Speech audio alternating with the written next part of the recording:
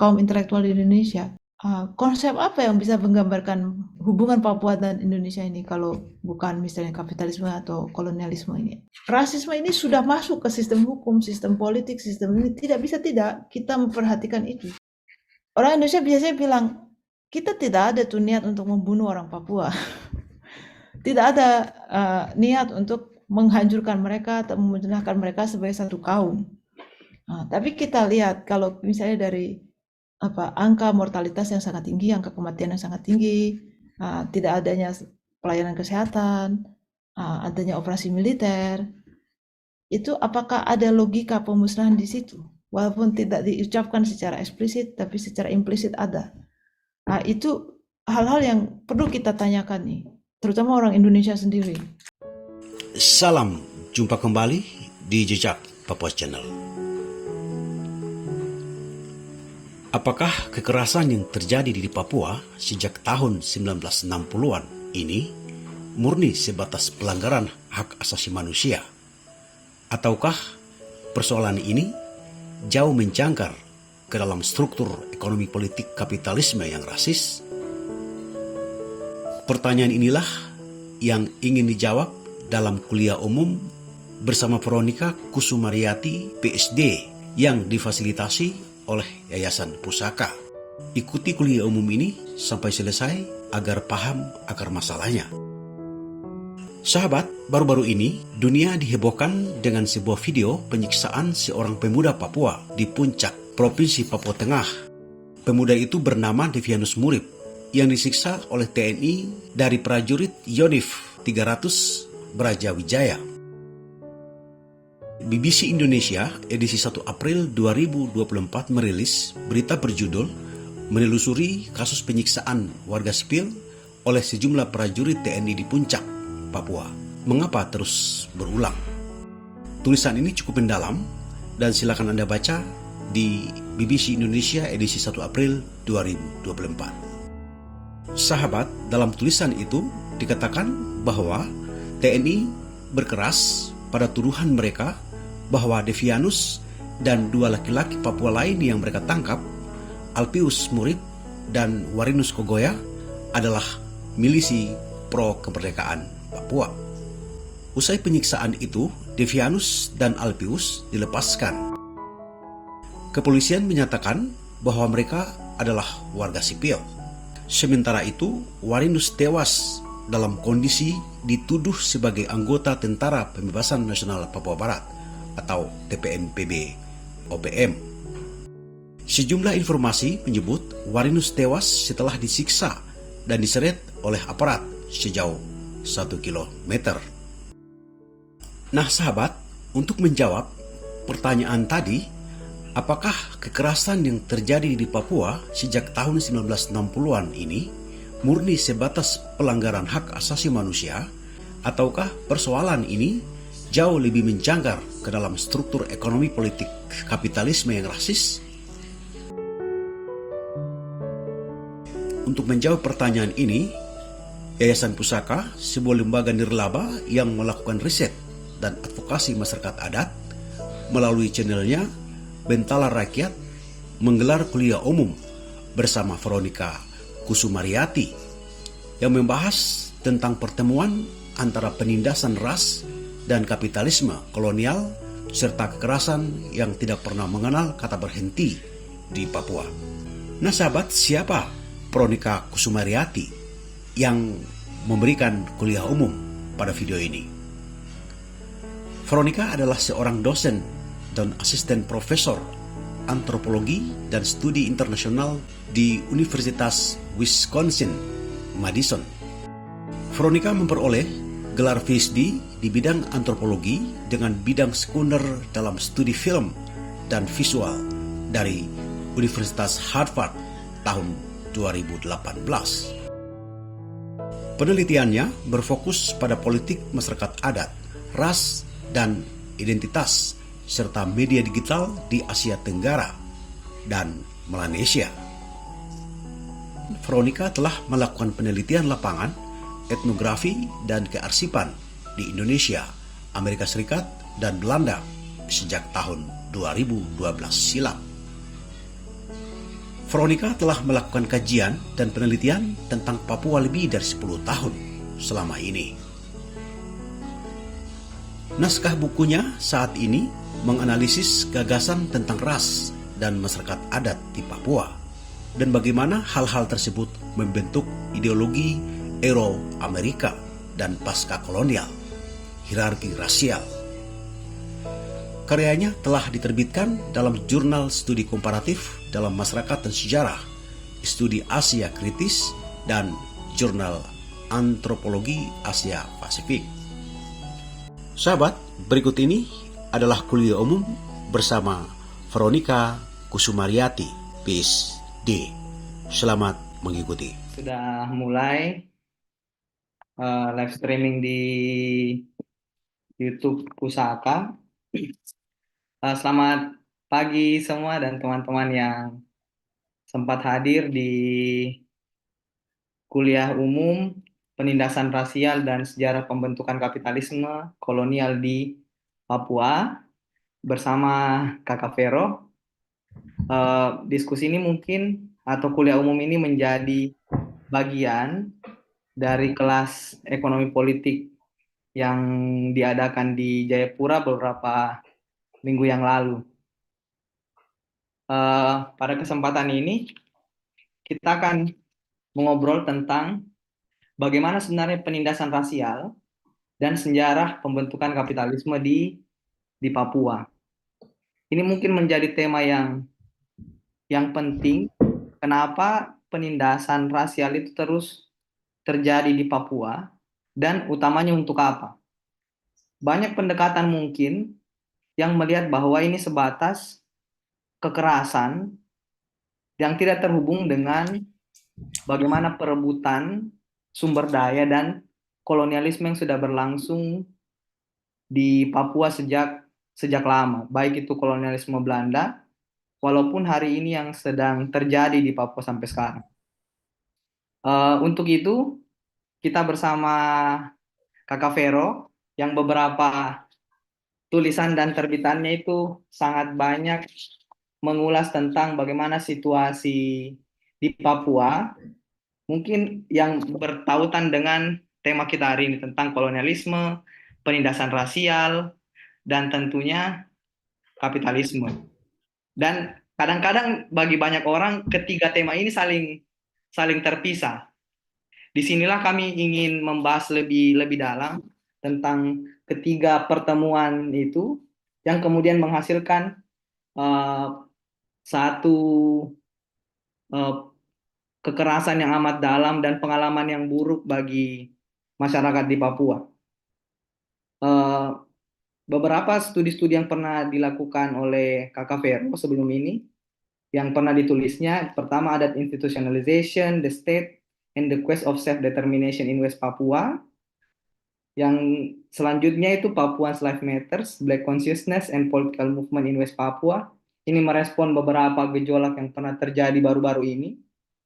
Dan salah satu mungkin artikel terbaru yang terakhir saya baca, yang Kakak Vero juga bagikan, Freeport and the States, Politics of Corporation and Contemporary Colonialism in West Papua. Mungkin cukup perkenalan dari saya. Nanti selanjutnya akan diskusi oleh Kakak Vero. Kakak Vero, saya persilahkan. Selamat pagi, terima kasih untuk Adik Sutami. Terima kasih untuk Bentala Rakyat yang sudah mengundang saya ke acara ini.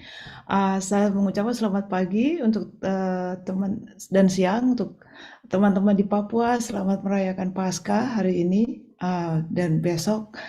Saya juga ingin mengucapkan selamat berpuasa bagi teman-teman yang sedang menunaikan ibadah puasa. Jadi saya hari ini mendapat kesempatan untuk membagikan apa yang saya tahu dari kampus tentang tiga topik ini, kapitalisme, kolonialisme, dan rasisme. Mungkin ini satu kelas yang sangat menakutkan karena mungkin nanti pertanyaannya dan interaksinya akan jauh lebih menarik ya daripada di kelas saya sendiri di kampus. Tapi izinkan saya untuk berbagi screen ya, dan presentasi saya di sini. Semua sudah bisa lihat. Jadi seperti yang Ade Sutami tadi katakan, persoalan Papua misalnya sudah sering dilihat sebagai persoalan rasisme, persoalan kolonialisme, dan persoalan kapitalisme. Beberapa peneliti atau observer juga melihat misalnya persoalan Papua itu persoalan pembangunan. Misalnya bahwa orang di Papua ini kurang pembangunan. Aktivis biasanya melihat persoalan Papua sebagai persoalan perampasan sumber daya alam. Orang-orang politik, ilmu politik biasanya melihat Papua ini sebagai satu persoalan konflik antara pemerintah pusat Indonesia dengan misalnya gerakan kemerdekaan Papua, atau juga antara rakyat Papua dengan negara Indonesia. Jadi berbagai lensa ini memang bisa dipakai untuk melihat Papua. Tetapi seperti yang dikatakan oleh Ade Sutami tadi, sebenarnya kita juga bisa melihat bahwa persoalan-persoalan ini tuh saling berkaitan satu dengan yang lain, bahwa persoalan rasisme, persoalan kolonialisme dan kapitalisme ini bisa dilihat sebagai satu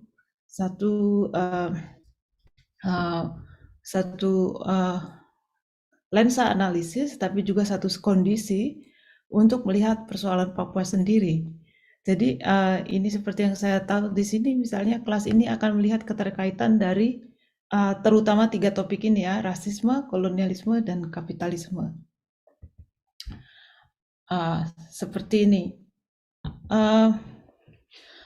Dari 3 tema besar ini, rasisme, kolonialisme, dan kapitalisme, saya ingin menggunakan beberapa konsep ataupun sejarah dari tempat-tempat lain yang mungkin bisa kita gunakan untuk melihat Papua. Itu di satu sisi. Di sisi lain, mungkin kita juga bisa berangkat dari persoalan-persoalan yang ada di Papua, persoalan rasisme, persoalan kolonialisme, persoalan kapitalisme ini, untuk melihat proses-proses itu secara lebih dekat, tapi juga lebih berkaitan, dan dengan begitu akan bisa dengan lebih kritis menggunakan konsep-konsep ini. Mungkin saya akan mencoba mengorganisir kuliah ini dengan 3 pendekatan. Yang pertama, saya akan bicara tentang kapitalisme dan rasisme. Yang kedua, saya akan bicara tentang kapitalisme dan kolonialisme. Dan ketiga, saya akan bicara tentang kolonialisme dan rasisme.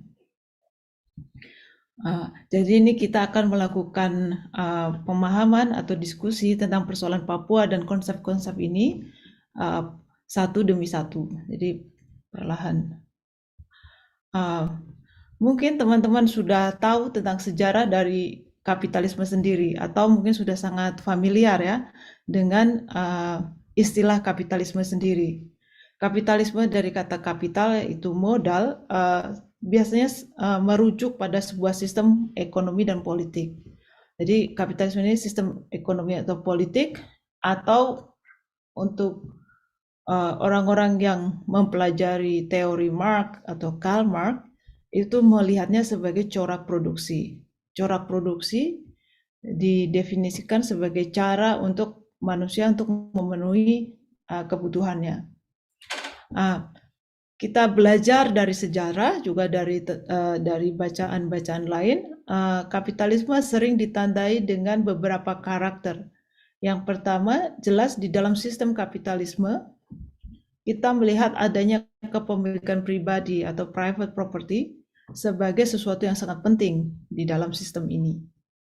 Jadi misalnya berbeda dengan tahap-tahap atau sistem ekonomi politik yang lainnya, sistem ini sangat memberi tekanan pada kepemilikan pribadi. Jadi setiap individu atau pihak yang dianggap individu seperti korporasi itu memiliki hak pribadi, memiliki kepemilikan pribadi atas suatu barang atau suatu objek. Yang kedua, saya pikir yang paling revolusioner dari sistem politik ekonomi ini adalah bahwa di dalam kapitalisme pencarian keuntungan itu adalah hal yang paling penting. Jadi berbeda misalnya dengan sistem yang kita kenal misalnya di Papua ya. Di Papua ini kalau misalnya orang Hubula atau orang Me, orang Biak, orang berbagi misalnya berkebun, mencari ikan, itu biasanya tidak di masa lalu maksud saya, tidak untuk mencari keuntungan. Karena kalaupun ada kekayaan yang ditampilkan, yang dikumpulkan akan dibagi lagi. Supaya semua orang terpenuhi, tidak ada yang kelaparan. Tapi dalam sistem kapitalisme pencarian keuntungan ada sesuatu yang sangat penting. Dan ini kita akan melihat dampaknya ya bagi situasi politik ekonomi sosial kita secara lebih besar. Yang ketiga juga kapitalisme ini adalah sebuah sistem yang sangat reliance gitu atau sangat fokus pada keberadaan sistem pasar. Bahkan orang yang pro kapitalis atau observer secara umum melihat sistem kapitalisme itu sering disebut sebagai sistem pasar bebas.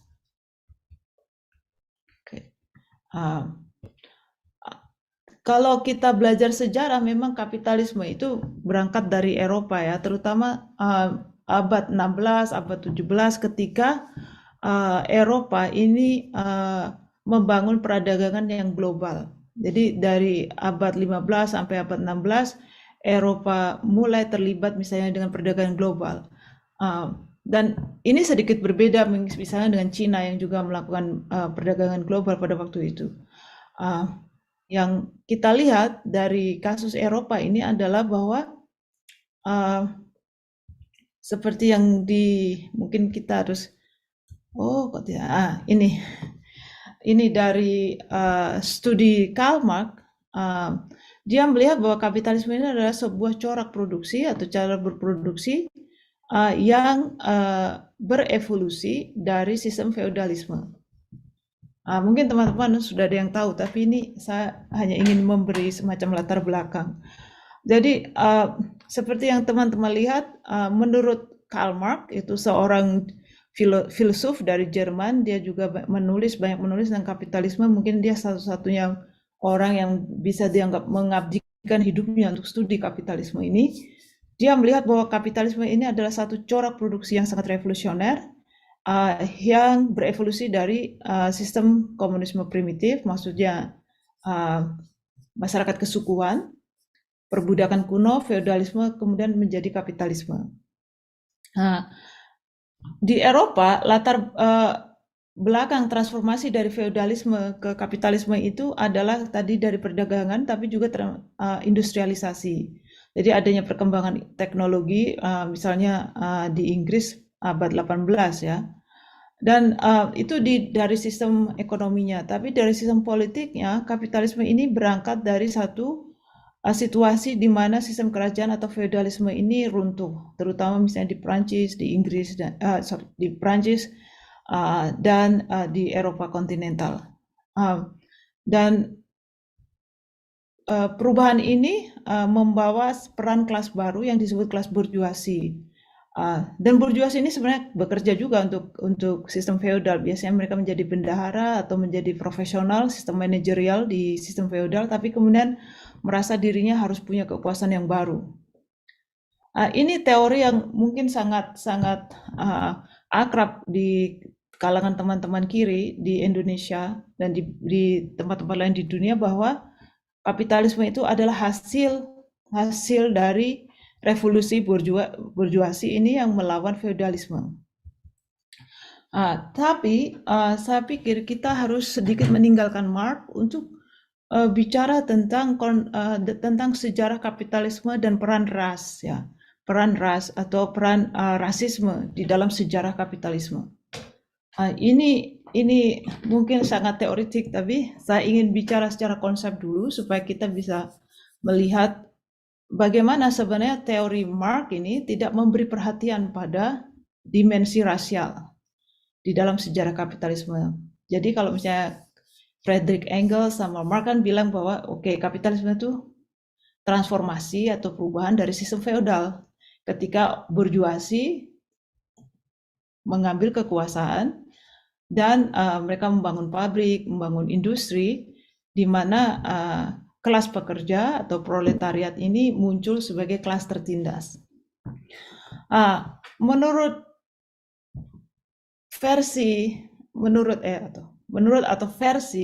Cedric Robinson, revolusi kapitalisme ini atau perubahan dari feodalisme ke kapitalisme itu tidak terjadi.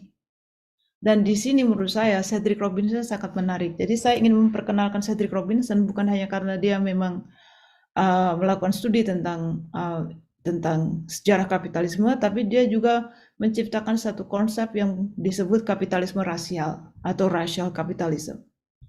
Jadi Bapak Cedric Robinson ini profesor di Departemen Studi Masyarakat Kulit Hitam dan Ilmu Politik di California. Fokus penelitiannya di teori politik, pemikiran politik modern, teori sosial radikal di antara kaum diaspora Afrika. Jadi saya pikir nih teman-teman di Indonesia juga harus mulai membaca pemikir-pemikir orang kulit hitam.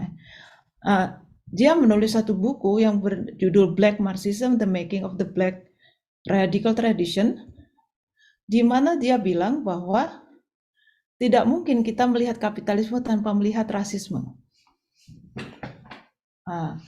Jadi dia menggunakan istilah kapitalisme rasial untuk merujuk pada sejarah kapitalisme Eropa. Jadi istilah kapitalisme rasial awalnya dipakai untuk merujuk sistem ekonomi di Afrika Selatan selama masa apartheid ya. Jadi teman-teman mungkin tahu waktu apartheid ini orang kulit hitam itu dipisahkan dari orang kulit putih dan Afrika Selatan berkembang sebagai sebuah model kapitalisme. Itu mereka sebut sebagai kapitalisme rasial.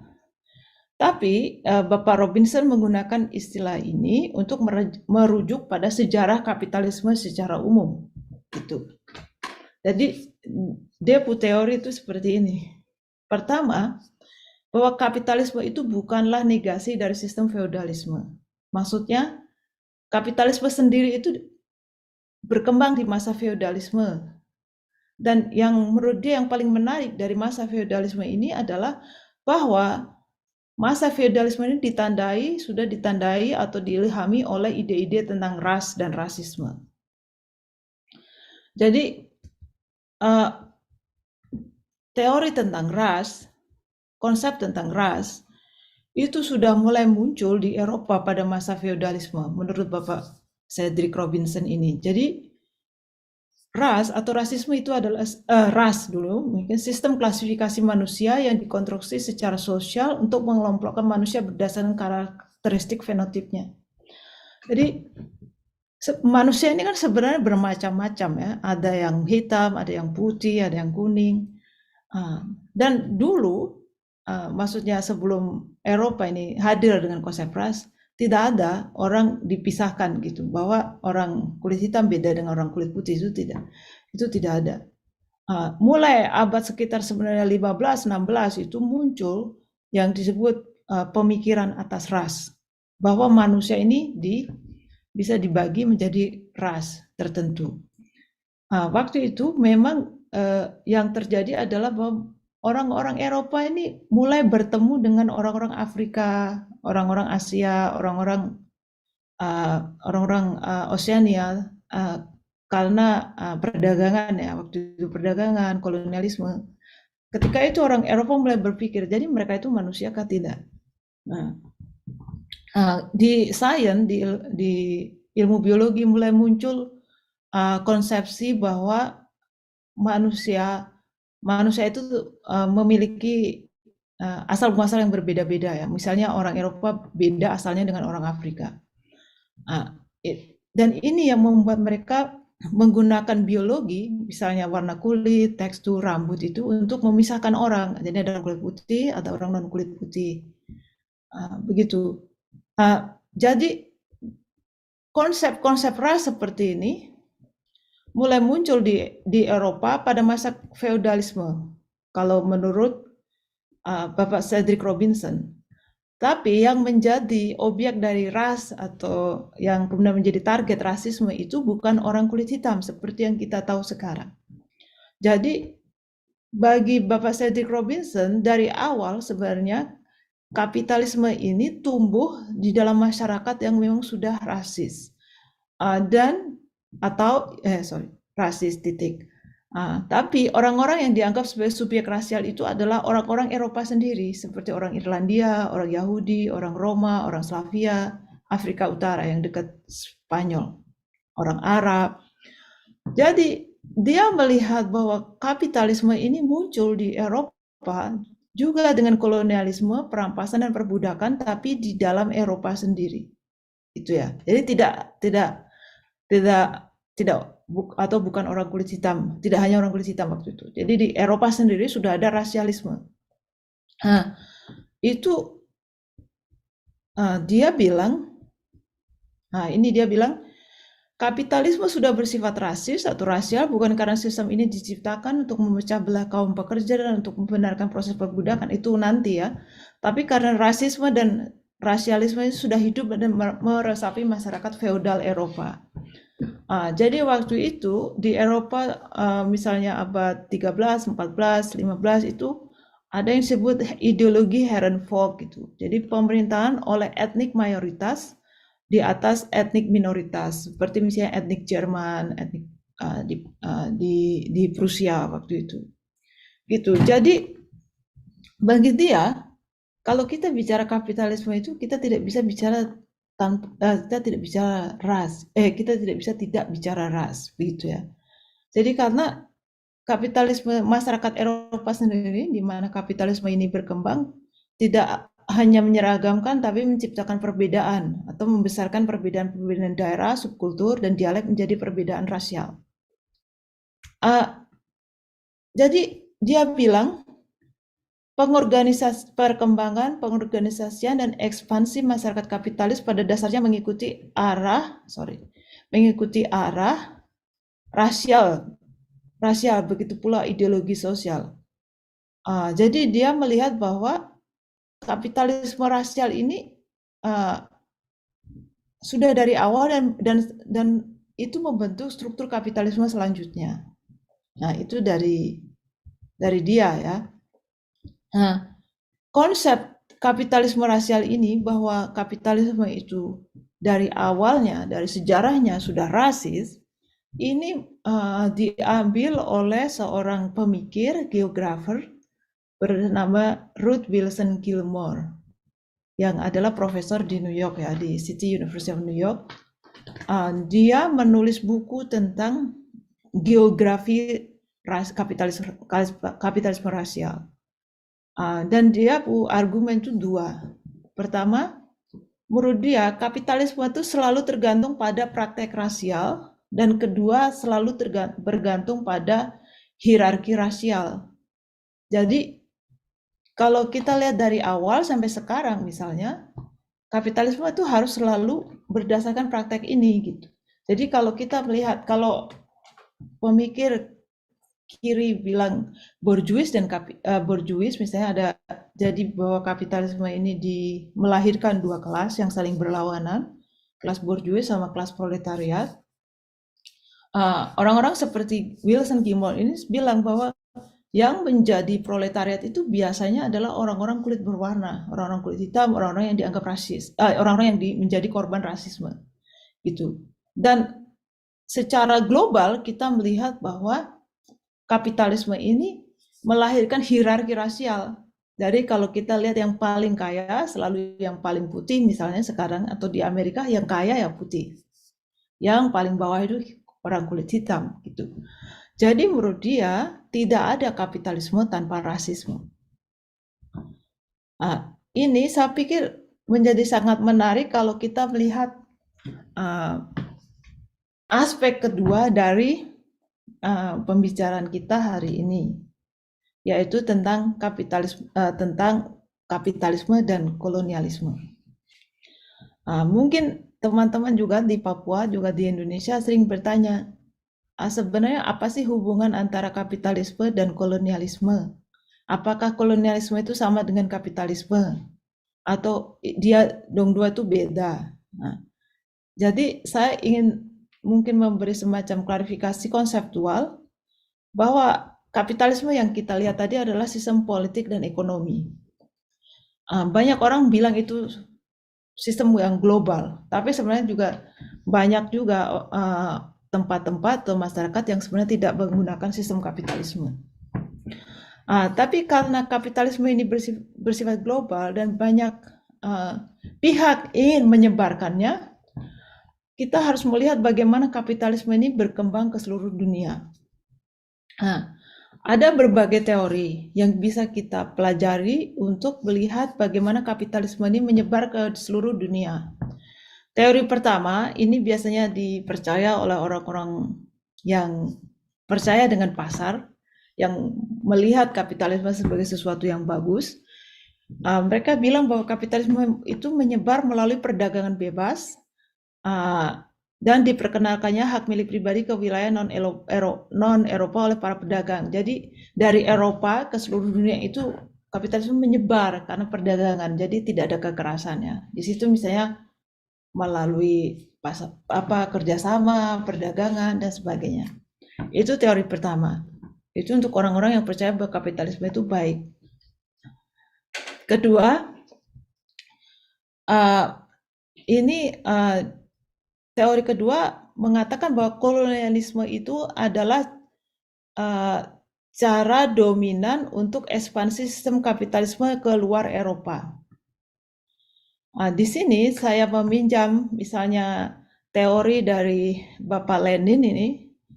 Dia seorang organizer dan pemimpin politik ya di Rusia. Dia bilang bahwa imperialisme itu adalah tahap paling tinggi dari kapitalisme. Jadi di sini terlihat bahwa imperialisme itu adalah tahap terakhir dari kapitalisme, tahap paling tinggi. Nah,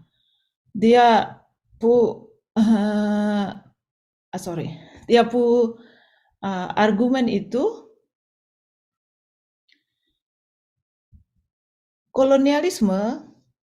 dia argumen begini, kolonialisme dan imperialisme merupakan krisis overproduksi. Jadi gini, kalau kita bicara kapitalisme kan ini industri, misalnya di Eropa di industri ya, banyak pabrik-pabrik karena banyak pabrik-pabrik, banyak produksi. Kemudian pabrik-pabrik itu kan menghasilkan komoditas. Nah, pasar Eropa sendiri kan sedikit ya atau kecil ya dibanding misalnya Asia, Amerika Latin, Afrika begitu. Jadi di Eropa terjadi krisis overproduction istilahnya, overproduksi gitu. Dan para kapitalis di Eropa ini berpikir bahwa mereka perlu pasar baru, tempat baru, masyarakat baru yang mereka bisa jadikan target pasar begitu ya. Mereka bisa jual tuh barang-barang yang mereka bikin. Jadi menurut Lenin ini bahwa imperialisme dan kolonialisme itu terjadi karena Eropa membutuhkan pasar baru untuk ekspansi sistem mereka. Jadi koloni menjadi pasar baru bagi para kapitalis. Di sini kita juga belajar ya, ada dua konsep, misalnya apa sih bedanya kolonialisme dan imperialisme. Imperialisme itu kebijakan untuk memperluas kendali politik suatu negara ke wilayah lain, biasanya oleh negara-negara imperialis ya seperti Inggris atau Prancis gitu. Sementara jadi imperialisme itu lebih ke kebijakan untuk keluar gitu ya, memperluas kendali politik. Sementara kolonialisme ini kebijakan dan praktek pengambilan kendali atas satu wilayah. Jadi langsung ini pengambilan wilayahnya yang terlihat di kolonialismenya. Di kolonialisme ini mengisinya dengan penduduk pendatang dan mengeksploitasinya secara ekonomi. Jadi gini, bagi Lenin sepertinya imperialisme itu kapitalisme juga gitu, tapi dia tahap terakhir nih, tahap paling tinggi ini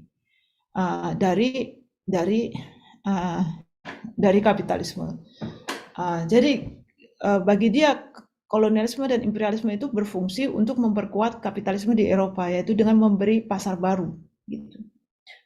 Yang jadi masalah, saya pikir dari teori ini kan benarkah seperti itu? Misalnya ketika barang-barang industri dari Inggris yang banyak itu, apakah semuanya bisa diserap oleh koloni seperti India atau Indonesia waktu itu ya.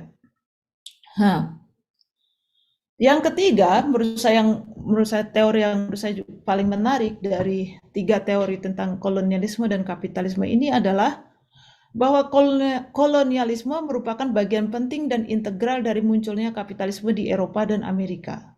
Jadi, kalau kita lihat kapitalisme di Eropa, kita tidak bisa tidak melihat peran dari koloni, peran dari kolonialisme. Jadi, ini agak subtle ya, ini, tapi saya pikir kita melihat kapitalisme Eropa itu tidak bisa tidak kita akan melihat peran yang dimainkan oleh tempat seperti Indonesia waktu itu ya atau India dalam mengirim barang-barang mentah ya. Jadi kita melihat di sini teori ketiga, kolonialisme adalah bagian integral dari munculnya kapitalisme di Eropa dan Amerika. Dan proses ini melibatkan kekerasan dan perebutan kekuasaan politik suatu wilayah. Jadi, ekspansi kolonial Eropa ke Asia, Afrika, dan Amerika memungkinkan adanya revolusi industri di Eropa. Jadi melalui bahan mentah seperti katun, waktu itu ya, kapas, rempah, dan akumulasi kapital dari daerah koloni, orang Eropa bisa mengembangkan kapitalisme gitu loh. Jadi kapitalisme ini nggak mungkin tidak menggunakan peran orang-orang di peran-peran masyarakat adat, misalnya di Amerika, di India, di Indonesia. Jadi di sini kita belajar satu konsep dari juga geografer bernama Bapak David Harvey ini juga yang mengajar di New York, CUNY. Dia menggunakan, kalau teman-teman bicara sebelumnya tentang akumulasi primitif, kita sekarang belajar satu konsep yang disebut akumulasi melalui perampasan atau accumulation by dispossession. Jadi kita melihat bahwa kapitalisme itu tidak berkembang dengan perdagangan bebas yang tanpa kekerasan tadi, atau melalui primitif, melalui kelas pekerja di Eropa. Ya oke, mungkin mereka ada eksploitasi di sana. Tapi yang terjadi sebenarnya, dan lebih banyak terjadi sampai sekarang, kapitalisme itu berkembang melalui akumulasi, melalui perampasan atau accumulation by dispossession. Jadi misalnya perampasan tanah dari masyarakat asli adat memungkinkan adanya ekonomi perkebunan dan ekonomi perbudakan modern.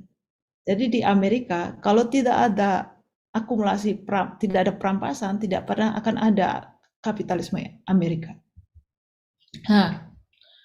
Jadi Bapak David Harvey ini bilang bahwa kolonialisme adalah cara perluasan kapitalisme. Dan dia menggunakan istilah akumulasi melalui perampasan ini dari teori Marx tentang akumulasi primitif. Jadi dia yang mencakup komodifikasi dan privatisasi tanah dan pengusiran misalnya petani atau pemilik tanah dari tanah mereka. Kedua, misalnya cara-cara yang dia sebut sebagai perampasan akumulasi dengan perampasan itu adalah perubahan kepemilikan tanah dari milik kolektif, klan atau negara menjadi milik pribadi. Tadi ingat ya, ada soal kepemilikan pribadi. Komodifikasi tenaga manusia, ini tadi yang kadang-kadang secara eksklusif disebut primitive accumulation atau akumulasi primitif. Tapi yang menurut saya menarik adalah penindasan terhadap cara atau gaya hidup lain yang non-kapitalis, seperti cara hidup masyarakat adat, begitu ya. Jadi masyarakat adat ini dianggap tidak berguna, cara kerjanya tidak efektif, tidak efisien, dan sebagainya. Akumulasi dengan perampasan itu tentu saja termasuk juga perampasan sumber daya alam. Tanah, emas, ini ya banyak ya kekayaan alam yang diambil. Monetisasi relasi sosial, maksudnya relasi sosial diuangkan gitu ya, misalnya melalui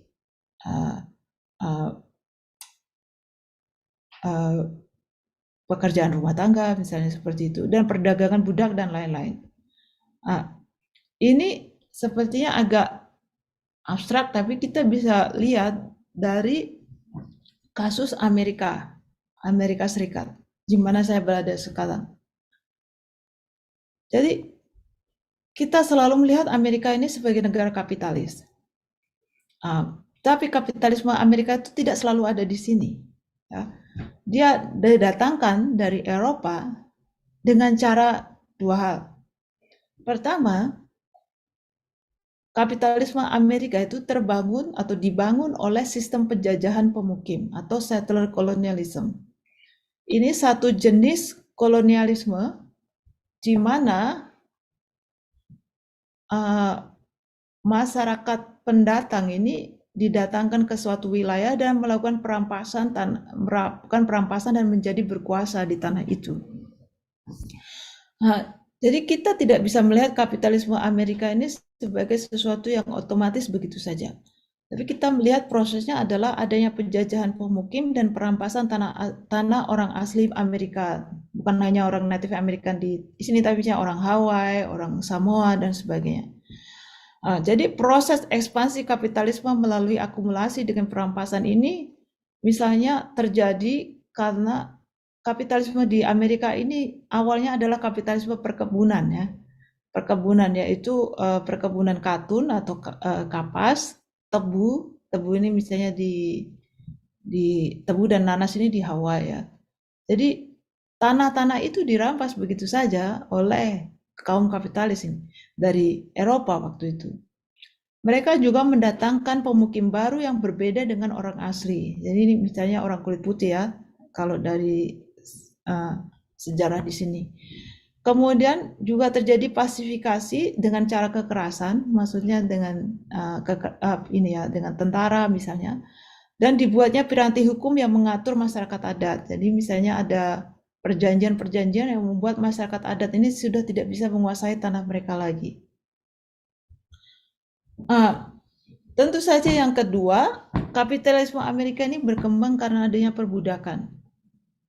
Ini yang menurut saya menarik bahwa sistem perbudakan, sistem kapitalisme itu sebenarnya di Amerika awalnya tidak menggunakan perbudakan.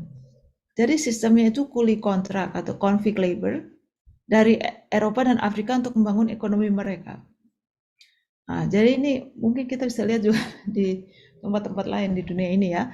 Jadi sebelum tahun 1600 sebenarnya pekerja kontrak atau kuli kontrak di Amerika itu tidak semuanya orang kulit hitam ya. Ada orang kulit putih juga dari Eropa, orang Irlandia, orang Italia dan sebagainya. Tapi karena kuli kontrak ini banyak melakukan pemberontakan, para pengusaha, pemilik perkebunan ini mulai menggunakan ras dan rasisme sebagai teknologi. Teknologi memecah belah para pekerja ini antara pekerja Afrika dengan pekerja yang dari Eropa. Jadi awalnya itu, maksudnya bukan awalnya, tahun 1600 itu tiba-tiba orang semua, misalnya orang dari Eropa, orang Irlandia, orang Slavia, orang segala macam, Inggris segala macam itu disebut sebagai orang kulit putih.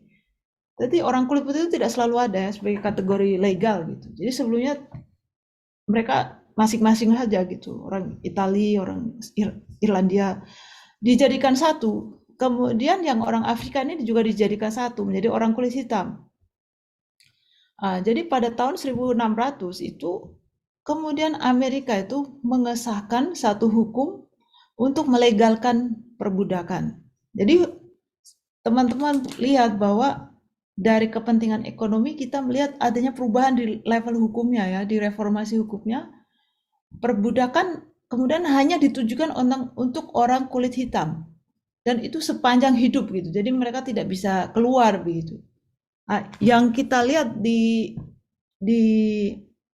TV-TV atau di film-film ini adalah yang kedua ini, yang ketika hukum di Amerika dibuat sedemikian rupa untuk membuat perbudakan itu khusus untuk orang kulit hitam, gitu. Dan itu ini ya, sistem hukum beri perlakuan yang berbeda antara orang kulit hitam dan orang kulit putih. Di sini kemudian ras itu bukan lagi identitas begitu ya, tapi itu sudah masuk ke dalam sistem hukum, sistem politik, semua masuk di situ. Jadi kita melihat di masyarakat Amerika, menjadi kulit putih itu bukan sekedar identitas rasial, tapi juga menggambarkan modal atau kepemilikan gitu. Jadi orang yang kulit putih itu sama dengan modal, atau dia bisa menggunakan warna kulitnya itu untuk mengakumulasi kapital. Nah, untuk orang kulit hitam itu tidak bisa karena mereka harus bekerja, tidak ada kesempatan untuk bebas. Nah, ini yang oleh Ibu Ibu Harris ini bilang, dia salah seorang pengacara di Amerika, bilang bahwa whiteness is property gitu. Jadi menjadi kulit putih, menjadi menjadi ras yang lebih dominan itu bukan hanya soal identitas, tapi kemudian itu soal privilege atau hak yang lebih baik di ranah hukum, di ranah ekonomi dan sebagainya. Ketika kamu putih, kamu lebih banyak punya kesempatan untuk menjadi kaya. Tidak terjadi dengan orang kulit putih. Jadi kita melihat bahwa kapitalisme ini di Amerika ini memang sangat kapitalisme ini membangun sistem rasial, sistem yang sangat rasis begitu ya. Jadi kita melihat di situ bahwa kapitalisme memang tidak bisa lepas dari rasialisme ini atau proses rasialisasi ini. Itu yang kedua.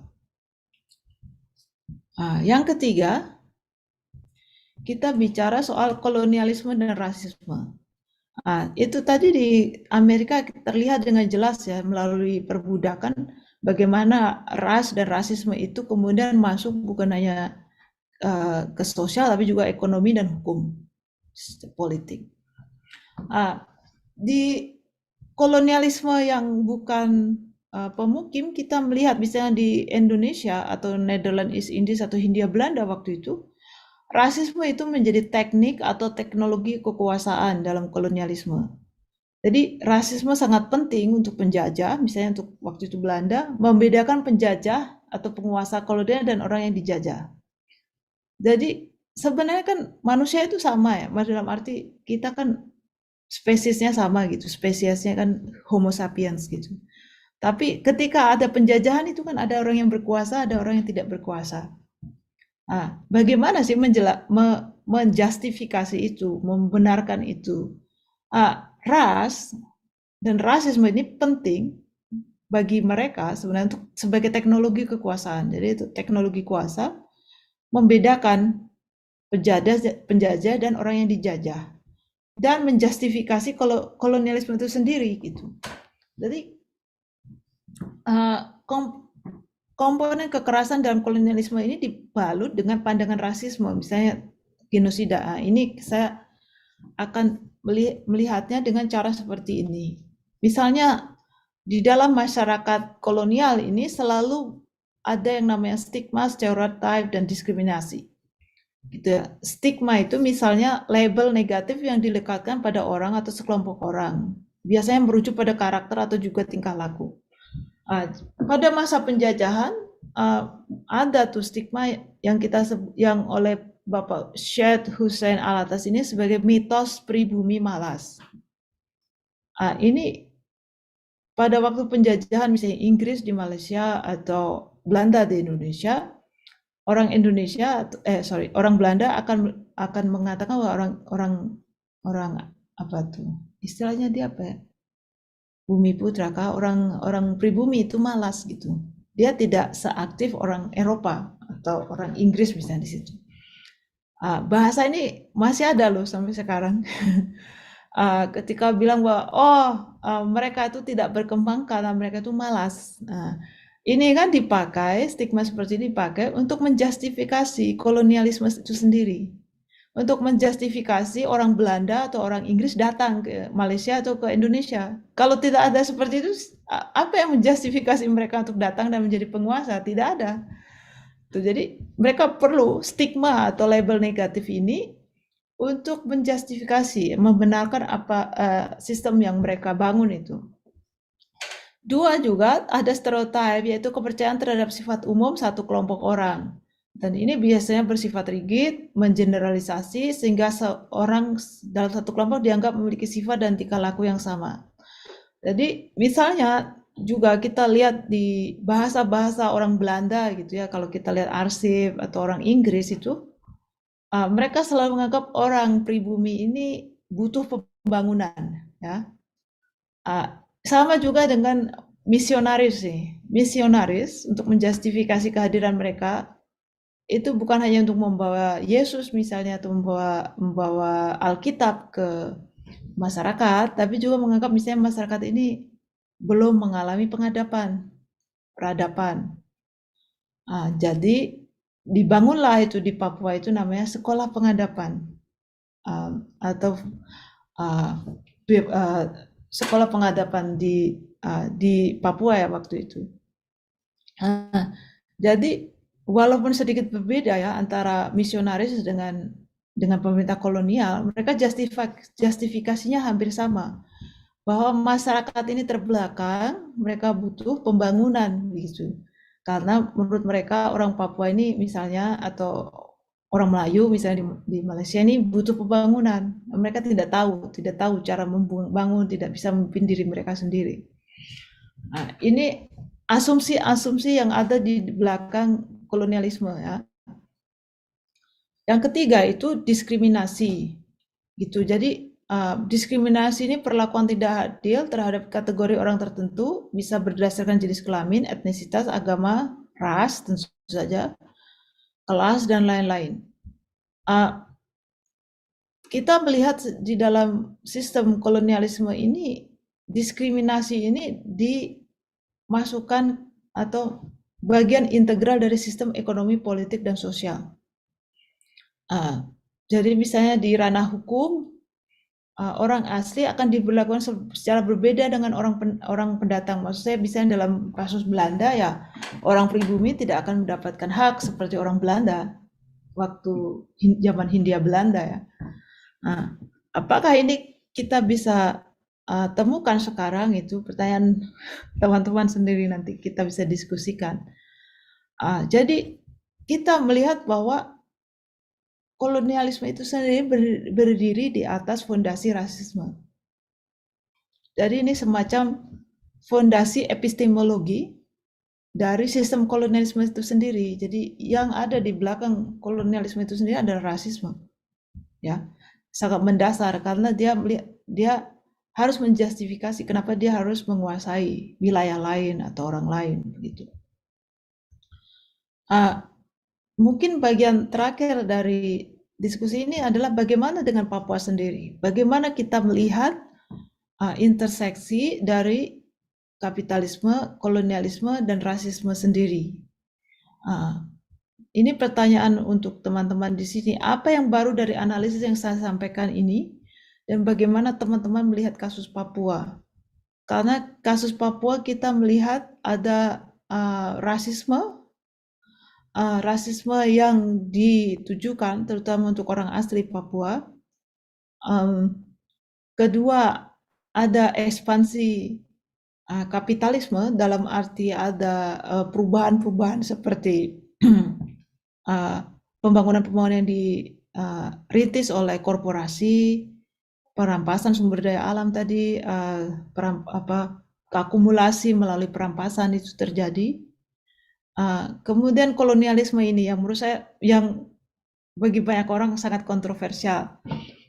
Karena perbedaan antara kapitalisme dan kolonialisme, kita tadi belajar kolonialisme sebagai bagian dari kapitalisme.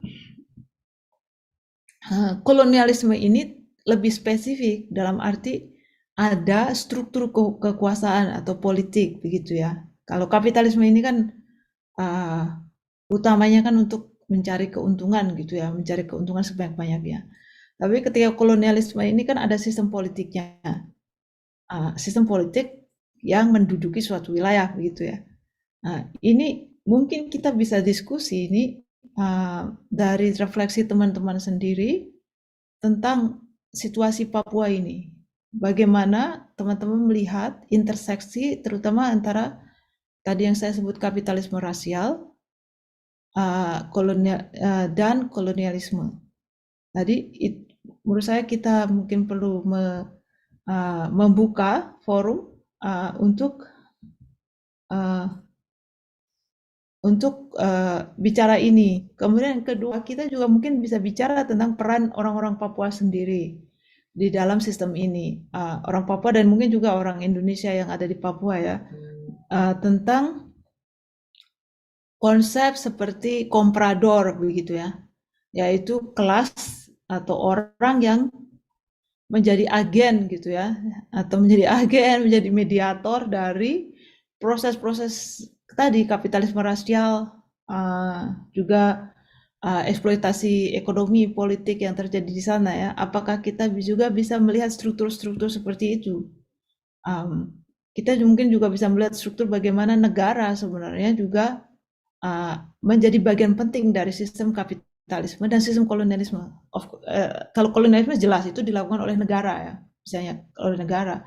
Tapi bagaimana dengan kapitalisme rasial ini? Apakah juga ada peran negara di situ? Mungkin kita bisa buka langsung dengan tanya, bukan pertanyaan tapi mungkin diskusi bersama-sama. Terima kasih. Terima kasih Kakak. Mungkin penjelasan yang begitu kompleks terkait tiga hal tentang kolonialisme, tentang rasisme, dan tentu kapitalisme yang sedang berkembang di Papua dan mungkin hampir di seluruh dunia sebagai mode produksi yang sudah dominan. Mungkin ini pertanyaan, sebentar akan saya bacakan mungkin pertanyaan-pertanyaan yang ada di kolom komentar Kakak. Ini satu pertanyaan saya mungkin dalam melihat bagaimana perkembangan kapitalisme di Papua.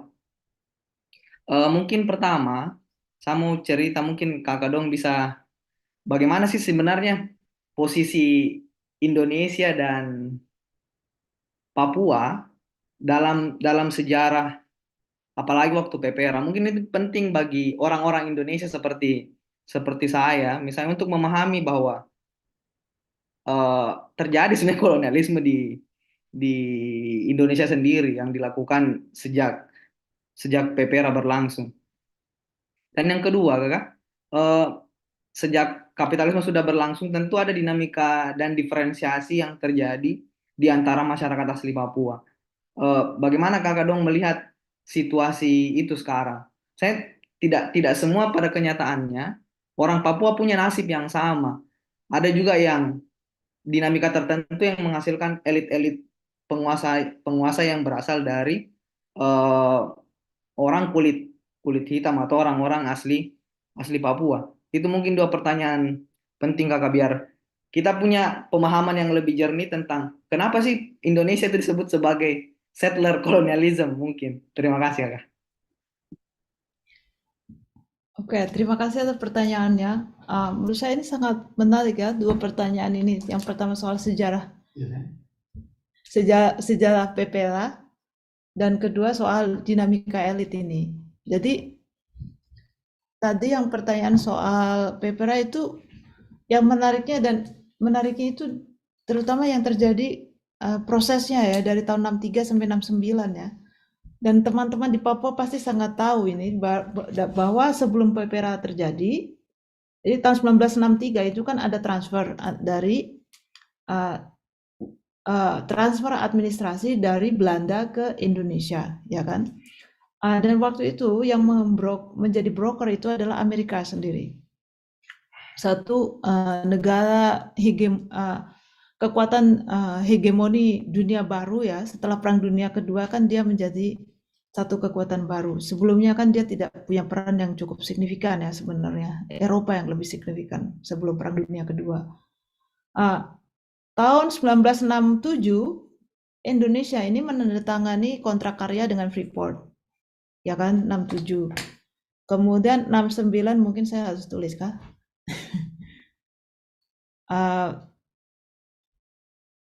Oh sorry, tidak bisa. Tapi gini, jadi bagaimana cara penutupnya? Oke, dari 69 baru terjadi PPRA. Jadi di sini kita melihat bahwa secara sejarah politik ini ada hal yang menarik, yaitu transfer dari satu negara kolonial, yaitu Belanda, ke negara baru Indonesia yang dianggap postkolonial. Tapi di situ ada peran yang dimainkan oleh Amerika dan peran yang dimainkan oleh perusahaan seperti Freeport, ya. Dan yang paling menarik ini dari riset saya, Freeport sendiri kan sebenarnya juga mengungsi dari Kuba karena Freeport itu dulu beroperasi di Kuba, tapi tahun 59 karena revolusi Kuba mereka terpaksa harus meninggalkan Kuba gitu. Kita melihat memang perusahaan seperti Freeport ini punya kekuatan yang sangat besar ya, dan kekuatan kapitalisme besar.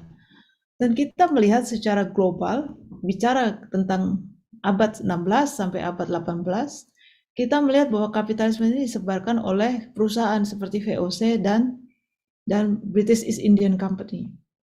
Jadi kita melihat bahwa kolonialisme itu sebenarnya bisa dilakukan oleh korporasi, oleh perusahaan.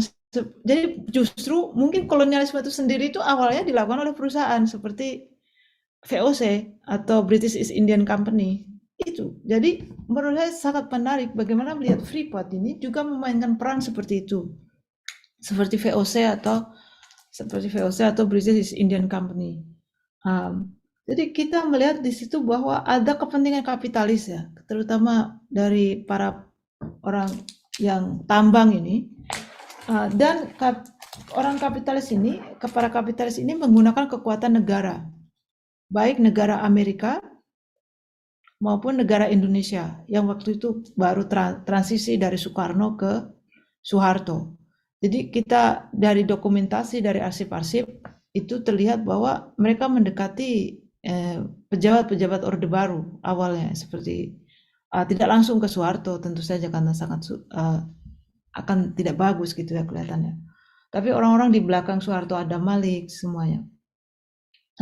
Jadi kita melihat memang ada kepentingan kapitalisme di dalam transfer kontrol ya, kendali dari Belanda ke Indonesia, dan terlihat bahwa Belanda sendiri kan menyerahkan Papua bukan karena dia suka, tapi karena dia ditekan oleh Amerika, dan itu saya pikir berhubungan juga dengan kepentingan bisnis mereka, terutama bisnis minyak ya, minyak di tahun 50-an, 60-an ketika Soekarno ini berusaha menasionalisasi perusahaan-perusahaan Belanda ini.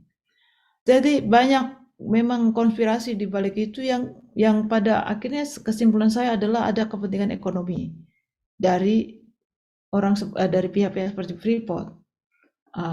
Jadi kita melihat bahwa kita harus melihat peran kapital ya. Kita harus selalu melihat peran kapital di dalam proses-proses politik yang terjadi di Papua ini. Nah, itu yang saya lihat dari proses PPRA, dan itu yang kemudian memakan korban, dan korbannya adalah orang Papua sendiri. Korban ini, dan saya pikir ini kepentingan ekonomi itu juga dibalut dengan pandangan rasis tentang orang Papua, bahwa orang Papua belum bisa menentukan nasibnya sendiri, orang Papua belum bisa memimpin dirinya sendiri.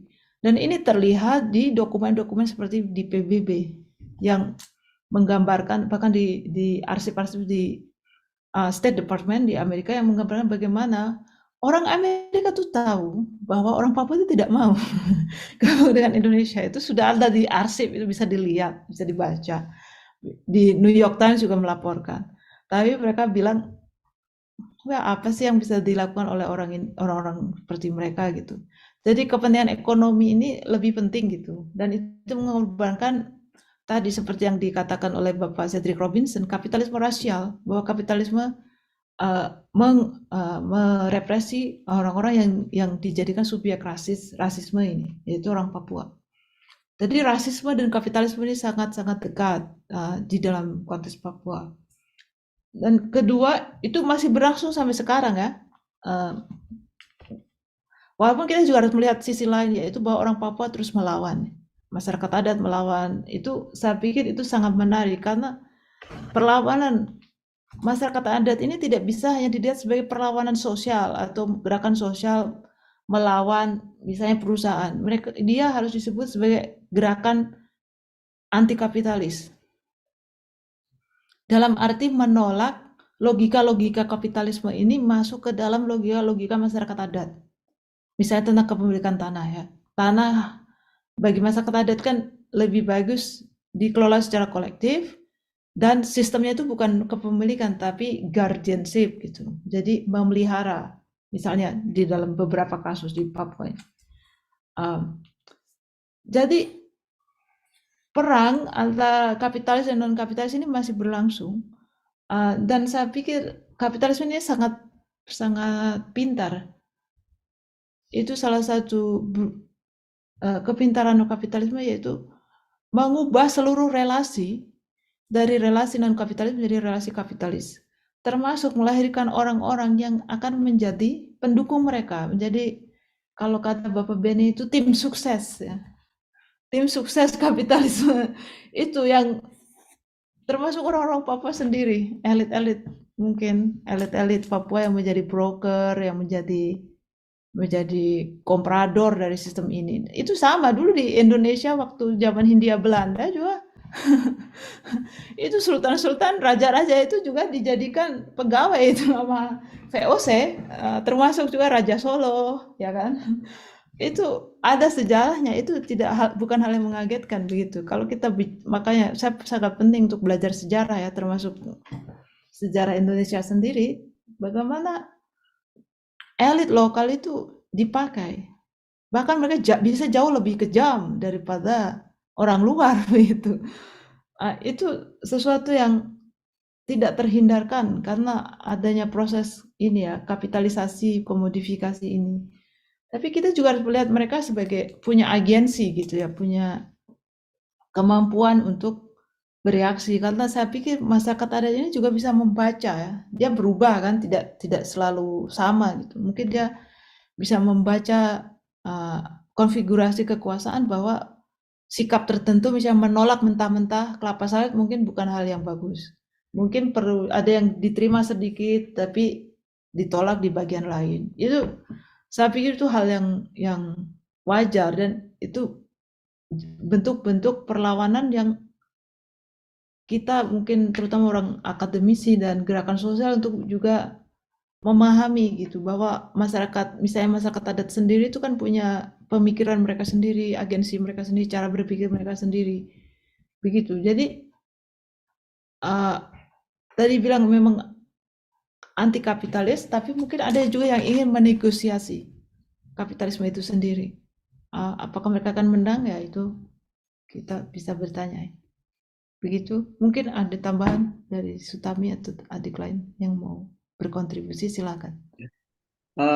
Benar itu Kak. Kayaknya kan ada pola perlawanan tertentu juga yang tidak melulu harus hubungannya berhadap-hadapan langsung. Tapi ada pola tertentu mempertahankan tanah dengan cara mengadaptasi sedemikian rupa sistem yang sedang berlangsung. Itu juga mungkin pemahaman yang penting bagi kita semua untuk melihat bagaimana sih sebenarnya, dan mungkin cukup bersabar tentang bagaimana mengorganize kita semua dan tentu masyarakat adat, dan mungkin membangun sebentuk solidaritas tertentu. Tapi ini satu lagi Kak. Pertanyaan tentang, ada sebenarnya yang saya temukan selama interaksi dengan masyarakat Papua, kebanyakan anak gerakan sosial, eh, tidak ada pengakuan tertentu. Misalnya orang Indonesia tidak mengakui bahwa terjadi kolonialisme luar biasa di tanah Papua, misalnya sedang berlangsung dari lama sampai sekarang. Tapi orang-orang misalnya di Papua, beberapa teman-teman yang sempat saya ajak ngobrol juga tidak mengakui kalau ada juga peranan kekerasan yang berdarah-darah juga terjadi di Indonesia. Setelah itu baru PPRA.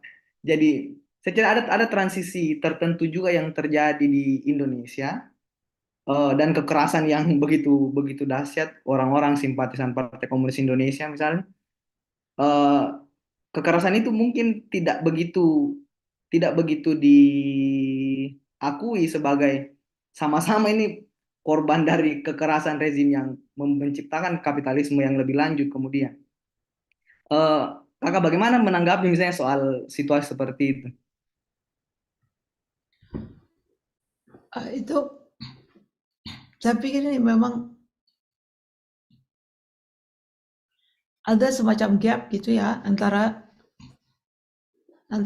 apa yang orang Papua rasakan dengan persepsi orang Indonesia. Saya pikir pertama itu karena sejarah Indonesia sendiri itu adalah sejarah anti kolonial kan. Jadi di Undang-Undang Dasar, pembukaan Undang-Undang Dasar 45 itu kita jelas-jelas tuh bicara di situ bahwa Indonesia ini didirikan atas fondasi anti kolonialisme gitu. Kita melawan tuh kolonialisme beratus-ratus tahun. Mungkin orang Aceh ya 50 tahun terakhir misalnya. Jadi kita punya mitos yang sangat besar atau semacam pandangan yang sangat hegemonik itu bahwa Indonesia itu adalah negara yang anti kolonial. Pertama. Kedua juga bahwa masyarakat Indonesia ini masyarakat yang multikultural, yang bermacam-macam sehingga tidak mungkin orang Indonesia itu rasis. Ya kan? Karena kita pernah diberlakukan secara rasis oleh orang Belanda begitu. Ketiga itu mungkin juga perasaan bahwa mungkin merasa juga ini saya curiga aja dari orang Indonesia bahwa kita merasa kok orang Papua begitu ya gitu. Padahal kita misalnya nih orang-orang yang pro Jokowi misalnya, oh sudah dibangun infrastruktur, udah dikasih pembangunan kurang apa lagi sih gitu. Tapi kan kalau kita lihat itu bahasa-bahasa itu kan juga dipakai oleh Belanda.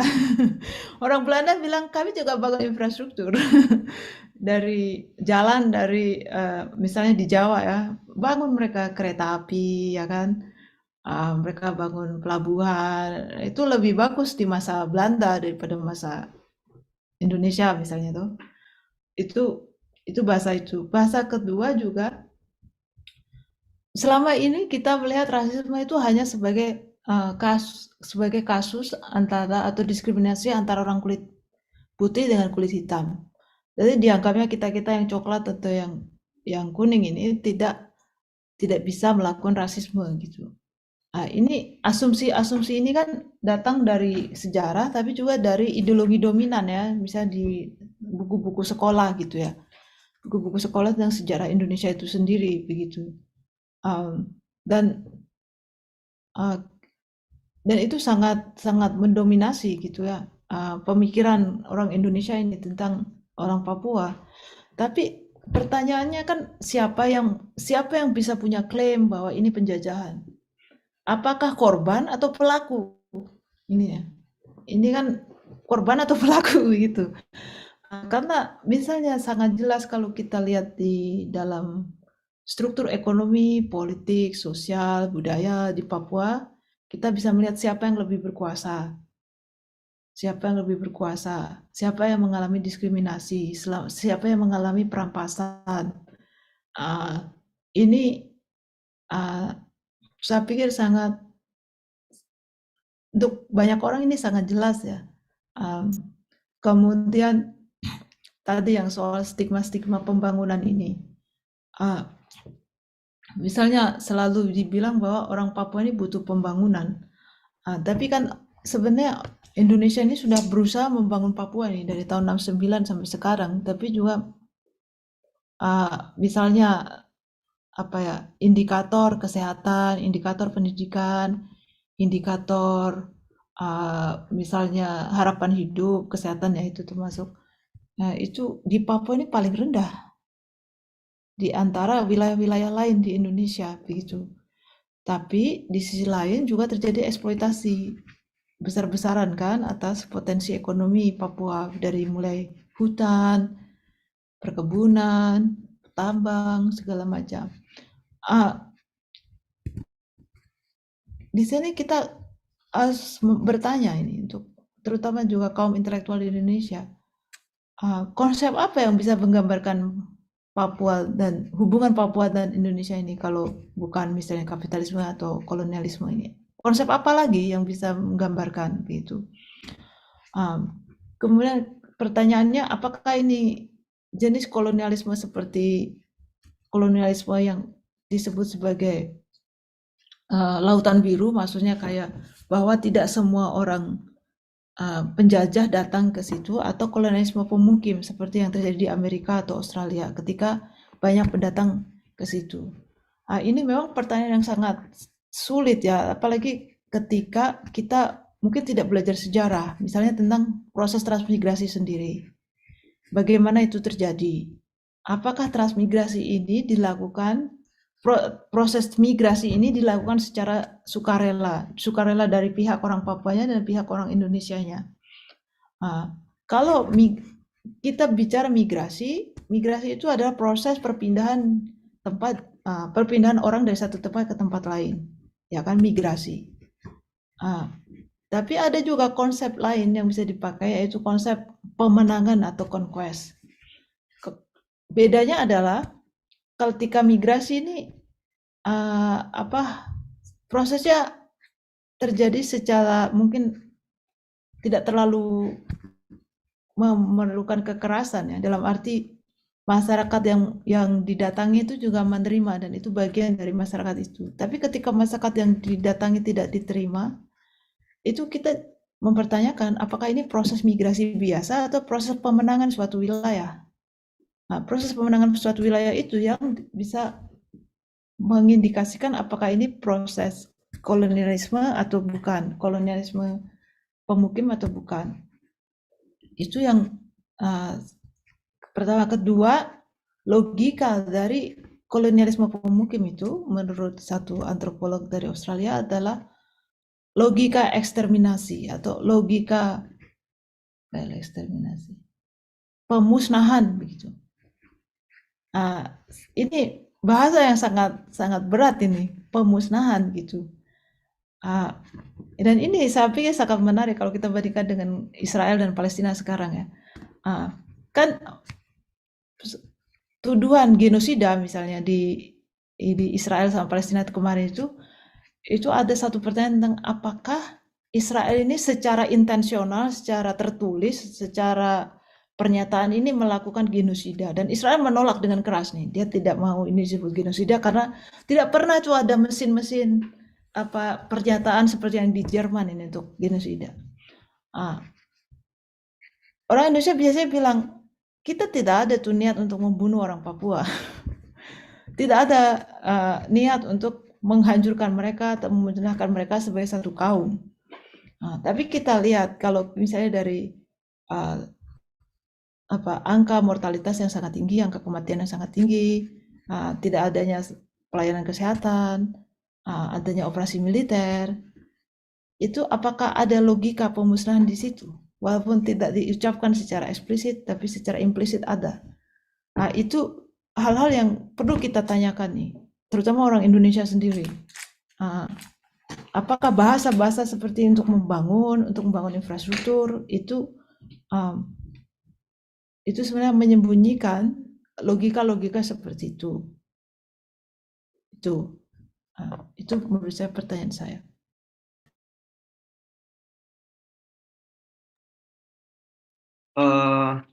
Ini mungkin kakak ada satu pertanyaan di kolom komentar.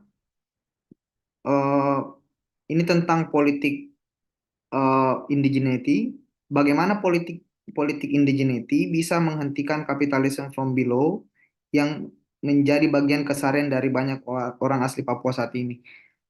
Bahwa kapitalisme itu tidak terjadi juga dari atas, melainkan terjadi juga berangsur-angsur dari masyarakat. Tapi apakah mungkin politik munculnya identitas masyarakat adat sebagai basis perjuangan itu bisa menghentikan atau setidaknya menunda perubahan-perubahan yang sedang terjadi di Papua itu mungkin kakak? Bagaimana prospeknya ceritanya?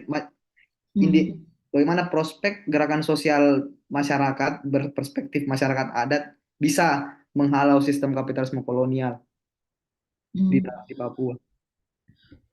Itu pertanyaan yang sangat menarik, ya. Sangat menarik, terutama tadi karena pertanyaannya juga mengandung satu pernyataan bahwa kapitalisme itu tidak hanya dari atas tapi juga bisa dari bawah atau dilakukan, disosialisasikan oleh dan diambil bahkan oleh masyarakat adat sendiri. Dan bagaimana politik indigeneity ini atau masyarakat adat ini bisa menegosiasikan atau bahkan mungkin melawan proses itu. Ini sangat sophisticated ya pertanyaannya, dan saya pikir memang ini saya tidak bisa menjawab semuanya, mungkin teman-teman ada yang bisa juga menambah. Memang kalau kita lihat gerakan masyarakat adat di Papua ini sangat beragam, mulai dari sistem organisasinya, dari klaimnya, dari cara melawannya, dan bagaimana cara mereka mendefinisikan musuh. Saya pikir kita harus melihat bahwa ini ada satu keragaman, dan itu juga ada di Indonesia juga, dan di tempat lain saya pikir, tentang keragaman gerakan masyarakat adat ini. Jadi gerakan masyarakat adat ini, misalnya kita lihat dari Dewan Adat Papua, misalnya ini satu organisasi adat yang sangat terkenal itu. Dewan Masyarakat Adat ini muncul sebagai suatu reaksi terhadap politisasi adat oleh negara Indonesia, pemerintah Indonesia. Jadi banyak dari proyek-proyek mereka itu sebenarnya lebih banyak melawan proyek-proyek negara Indonesia. Ya, misalnya jelas mereka berseberangan dengan lembaga masyarakat adat, ya kan, LMA itu. Mereka juga misalnya mendukung ULMBP begitu. Nah, itu satu gerakan yang menurut saya lebih mengarah ke sistem kolonialismenya sendiri. Tapi kita bisa melihat misalnya teman-teman di Sorong, teman-teman di Merauke atau Bovendigul yang mereka mencoba menegosiasi kedatangan korporasi di wilayah mereka atau konsesi begitu ya. Jadi yang mereka hadapi ini adalah korporasi dan juga pemerintah yang memberi konsesi. Gerakan-gerakan seperti ini bersifat lokal, jadi dan sangat place-based movement, maksudnya berfokus pada tempat ya, misalnya tempat hidup mereka, ruang hidup mereka ya, misalnya di Moi atau di Bovendigul ini, sehingga mereka mencoba menegosiasikan itu dengan cara misalnya advokasi legal, advokasi hukum, pergi ke pengadilan negeri, pengadilan tinggi, bekerja sama dengan LSM untuk setidaknya menolak konsesi atau perusahaan masuk ke wilayah mereka, begitu. Jadi ini satu contoh penolakan secara lokal. Jadi ini lebih ke place-based movement untuk menolak korporasi ini. Jadi logik korporasi terutama akumulasinya, proses penguasaan tanahnya, dan perampasan sumber daya alamnya. Gitu. Place-based movement ini dan yang lebih kayak agenda or political or issue-based movement kayak DPA, seperti DPA itu, Dewan Adat Papua, DAP. Ini bisa memberikan semacam spektrum bahwa gerakan masyarakat adat ini juga sangat bervariasi, gitu. Di Papua kita mungkin belum punya gerakan seperti Zapatista. Misalnya kita lihat Zapatista di Meksiko ini harus dilihat sebagai perjuangan masyarakat adat, terutama suku-suku Maya yang ingin mempertahankan tanah mereka, tapi sekaligus juga melawan kapitalisme secara luas. Jadi mereka melakukan aksi-aksi solidaritas dengan gerakan-gerakan kiri yang lain, walaupun mereka tetap masyarakat adat Maya di Meksiko bagian selatan. Ini kita belum punya seperti itu, tapi mungkin suatu hari Papua akan juga bisa punya gerakan-gerakan seperti itu. Dan politik identitas indigeneity ini juga agak riskan sebenarnya, karena bisa berhasil, misalnya dalam arti gerakan untuk misalnya masyarakat menolak korporasi, tapi juga bisa salah-salah ini. Misalnya yang dipakai oleh LMA, misalnya LMA dalam arti lembaga masyarakat adat, kadang-kadang dia berhasil untuk membantu mempertahankan tanahnya, tapi juga mereka kemudian ikut dalam politik lokal gitu ya, misalnya ikut pilkada atau ini ya, misalnya berebut kursi-kursi politik di MRP dan sebagainya gitu. Jadi kita memang tidak bisa lihat masyarakat adat ini hanya sebagai masyarakat adat, kita mungkin harus lebih interseksional dalam memperlihatkannya ya.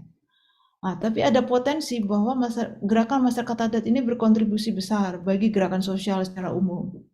Gitu, gerakan sosial secara umum dan gerakan pembebasan mungkin kalau kita pakai kata itu untuk Papua. Misalnya ada satu orang yang tidak bisa disebutkan namanya bilang bahwa misalnya organisasi Papua Merdeka ini gerakan sosial. Bisa disebut gerakan sosial karena dia melawan masuknya perampasan tanah ini ke misalnya wilayah-wilayah Nduga, Intan Jaya dan sebagainya, kepentingan politik dan ekonomi di sana. Tapi caranya dengan melakukan kekerasan, maksudnya menggunakan kekerasan begitu. Ini mungkin spektrum yang lain ya dari proses perjuangan masyarakat ini. Karena mungkin mereka merasa tidak ada pilihan lain atau cara itu dianggap paling bagus di Nduga atau di Intan Jaya, saya tidak tahu, atau di Puncak. Jadi mungkin kita harus memberi perhatian dari berbagai gerakan ini dan bagaimana juga peran LSM, peran intelektual, peran media dalam mereproduksi, mendukung, mungkin menantang gerakan-gerakan yang berbasis indigeneity ini. Sorry, saya kemana-mana tapi itulah. Semoga menjawab. Ya kakak, tadi tuh beberapa juga respon bisa menjawab beberapa pertanyaan di kolom komentar. Ini salah satu pertanyaan penting mungkin sebelum kita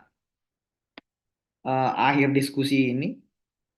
Kira-kira kakak, kan tadi kakak dong bilang bahwa pemahaman atas kapitalisme itu merupakan basis yang penting dalam melihat bagaimana gerakan pembebasan baik di Indonesia maupun di Papua berlangsung. Tapi kan kenyataannya tidak semua ternyata merekognisi pengetahuan kritis seperti itu. Biasanya melakukan misalnya pendekatan hak asasi manusia tanpa memahami tentang kolonialisme misalnya. Atau misalnya untuk urusan tata kelola. Ini biasanya kan ada kalau NGO punya pendekatan tentang ini hubungan tata kelola yang baik, hubungan yang baik dengan masyarakat, ataupun harus menggunakan perspektif yang ketika melakukan misalnya mau berkonsesi satu tempat datang dengan cara yang lebih ramah misalnya. Itu kan misalnya beberapa NGO juga menawarkan perspektif yang seperti itu.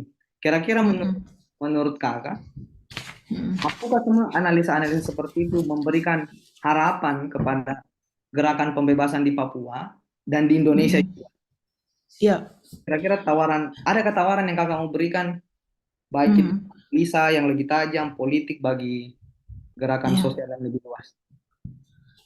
Ya, itu pertanyaan yang sangat menarik ya. Pertama karena memang Papua ini banyak dilihat dalam konteks hak asasi manusia atau konteks pembangunan gitu ya.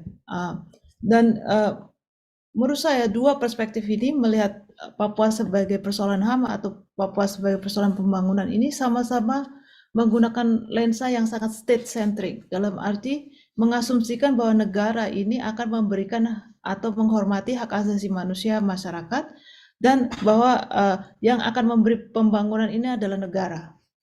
Gitu. Jadi saya melihat memang banyak saya pikir banyak LSM ini menggunakan atau gerakan sosial menggunakan lensa-lensa yang justru akan memperkuat peran negara. Jadi misalnya saya tidak bilang bahwa hak asasi manusia itu tidak penting begitu. Saya pikir itu penting, tapi kita harus melihat juga bahwa ada batas atau limit terhadap analisis seperti itu. Analisis HAM, analisis pembangunan. Jadi misalnya dalam proyek-proyek perkebunan atau proyek-proyek sumber daya itu biasanya ada yang namanya ini ya, informed consent ya, FPIC gitu ya. Jadi bahwa ketika perusahaan atau orang luar ini datang dengan informed consent itu, bahwa masyarakat adat kemudian akan menjadi lebih baik. Tapi kita melihat dari analisis seperti kapitalisme rasial, dari rasisme, kolonialisme, kita melihat bahwa relasi kuasa ini dibuat sedemikian rupa sehingga masyarakat yang tidak punya informasi, masyarakat yang tertindas ini tidak bisa melakukan apa-apa. Nah, itu yang dan di sini peran komprador atau peran broker, peran orang-orang yang menjadi tim sukses ini sangat besar gitu ya. Bupati kah, atau mungkin bahkan gereja ya, kalau maaf ya, Papua bagian selatan. Ini, jadi mereka bilang bahwa ya masyarakat Papua ini harus dibangun dan oleh karena itu ya kita perlu korporasi. Jadi ini juga persoalan besar di dalam bahwa kapitalisme ini sudah meresapi gitu ya, logika-logika kapitalis bahwa yang bisa melakukan pembangunan ini pemerintah atau perusahaan. Jadi perusahaan dianggap lebih efisien untuk mengelola sumber daya alam Papua, which is not true gitu, karena selama berabad-abad orang Papua bisa mengelola sumber dayanya sendiri dan mereka baik-baik saja. Atau ya kalau ada persoalan juga sama dengan komunitas lain lah begitu. Jadi saya pikir banyak pemikiran kita yang banyak dilingkupi oleh hegemoni ideologi kapitalisme ini yang menganggap bahwa kapital, monetisasi, korporasi ini sebagai mekanisme yang paling efisien untuk menciptakan keadilan, dan kedua bahwa mekanisme seperti HAM itu cukup untuk memahami apa yang terjadi di Papua. Saya pikir rasisme ini sudah masuk ke sistem hukum, sistem politik, sistem ini tidak bisa tidak kita memperhatikan itu. Dan kita apalagi sekarang kalau kita lihat peran negara ini bukannya menjadi pendukung tapi menjadi tim sukses dari proses perampasan ini. Jadi kita harus sangat waspada dengan hal-hal seperti ini. Dan kita tadi ada pertanyaan tentang bagaimana kemudian solusinya dari bawah. Yang kita sebut sebagai dari bawah, dari masyarakat adat atau kelas pekerja ini juga tidak bisa dibiarkan begitu saja. Maksudnya harus ada pengorganisasian. Tidak bisa tidak. Karena pengorganisasian dan itu bukan hanya untuk agenda-agenda seperti anti kapitalisme, tapi juga untuk melihat bahwa bisa ada sistem lain yang lebih adil begitu. Mungkin itu bukan sosialisme atau bukan komunisme, tapi sistem lain yang mungkin kita sebagai manusia, sebagai bagian dari alam juga termasuk binatang, tumbuhan, itu bisa berkembang begitu. Yang jadi menurut saya memang dari briliannya kapitalisme itu mengapa bahwa kapitalisme adalah satu-satunya jalan ke depan. Itu yang menurut saya kita harus ini lawan itu. Termasuk juga diskursus yang turunan dari situ bahwa untuk menjadi maju itu harus seperti ini, harus punya infrastruktur seperti Jokowi, itu harus punya jalan seperti itu, atau harus mengekspor kelapa sawit gitu. Ada cara-cara lain bagi manusia untuk berkembang dan itu tidak harus seperti itu. Nah, itu saya pikir orang Papua, kebanyakan intelektual Papua sudah sadar dengan itu, tapi kemudian karena sistem yang sangat represif ini sangat sulit bagi mereka untuk juga tidak ikut di situ. Itu jadi di satu sisi saya menghargai agensi-agensi atau kerja-kerja yang dilakukan oleh teman-teman di Papua dan di Indonesia, tapi kita juga perlu membangun sebuah gerakan gitu ya yang dari berbagai sektor untuk memikirkan cara hidup yang lebih baik dari apa yang kita jalani sekarang, dan itu yang menjadi misi gerakan-gerakan seperti Zapatista yang mungkin bisa kita adopsi di tempat seperti Papua. Kakak, ini ada satu teman ini dari Papua mau bertanya.